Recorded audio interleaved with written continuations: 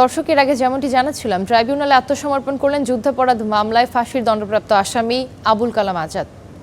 আবেদন পাওয়ার দাবি করেছেন প্রসিকিউটর। এ নিয়ে আরও জানাতে সেখান থেকে আমাদের সঙ্গে যোগ দিচ্ছেন সহকর্মী ইমন মাহমুদ। ইমন, আদালতের পরবর্তী কার্যক্রম সম্পর্কে জানতে পেরেছেন কিনা? আবুল কালাম আজাদ তো আত্মসমর্পণ করেছেন। সকালেই এখানে আত্মসমর্পণের আবেদন নিয়ে এসেছিলেন ৭১-এর মানবতাবিরোধী অপরাধ মামলার মৃত্যুদণ্ডপ্রাপ্ত আসামি মাওলানা আবুল কালাম আজাদ। এর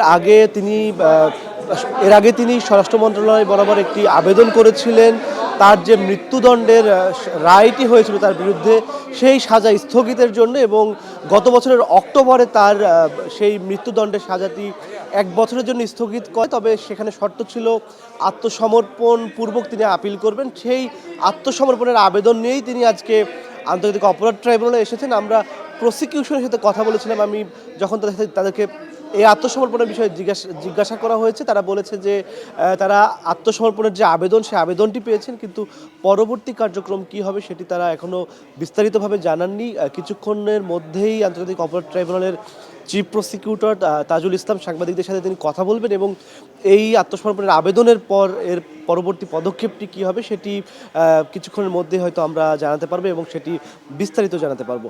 এবং কিছুক্ষণ আগেই আন্তর্জাতিক অপরাধ ট্রাইব্যুনাল ১-এ ইন্টারনেট বন্ধ করে গণহত্যার পরিকল্পনা এবং দেশব্যাপী যে হত্যাকাণ্ড ঘটেছিল সেই মামলায় সাবেক প্রধানমন্ত্রী শেখ হাসিনার পুত্র এবং তার তথ্য যোগাযোগ প্রযুক্তি বিষয়ক উপদেষ্টা সজীব ওয়াজেদ জয় এবং তার আইসিটি প্রতিমন্ত্রী জুনায়েদ আহমেদ পলকের বিরুদ্ধে অভিযোগ গঠন করে বিচার শুরুর আদেশ দিয়েছে আন্তর্জাতিক অপরাধ ট্রাইব্যুনাল, এবং সেই বিচারের জন্য ১৮ই ফেব্রুয়ারি দিন ধার্য করা হয়েছে ট্রাইব্যুনালের পক্ষ থেকে। কিছুক্ষণ আগেই সেই ঘোষণাটি সেই আদেশটি দেওয়া হয়েছে ট্রাইব্যুনালের পক্ষ থেকে। এছাড়া আন্তর্জাতিক অপরাধ ট্রাইব্যুনাল ২-এ জাসদ সভাপতি হাসানুল হক ইনুর বিরুদ্ধে সর্বশেষ সাক্ষী তদন্তকারী কর্মকর্তার জবানবন্দি গ্রহণ করা হচ্ছে, এবং এই জবানবন্দি শেষ হলেই মূলত সেই মামলার যুক্তিতর্ক শুরু হবে এবং তারপরেই সেই মামলাটি রায়ের দিকে গড়াবে। এছাড়া র্যাবের টিএফআই সেলে যে গুমের মামলাটি ছিল সেই মামলায় আজকে প্রথম দিনের সাক্ষ্য গ্রহণ এবং সাক্ষ্য দেবেন ব্যারিস্টার আরমান। কিছুক্ষণের মধ্যেই সেই সাক্ষ্য গ্রহণ শুরু হবে। এই ছিল আন্তর্জাতিক অপরাধ ট্রাইব্যুনাল থেকে আমার কাছে সবশেষ তথ্য। মাহমুদ, আপনাকে ধন্যবাদ।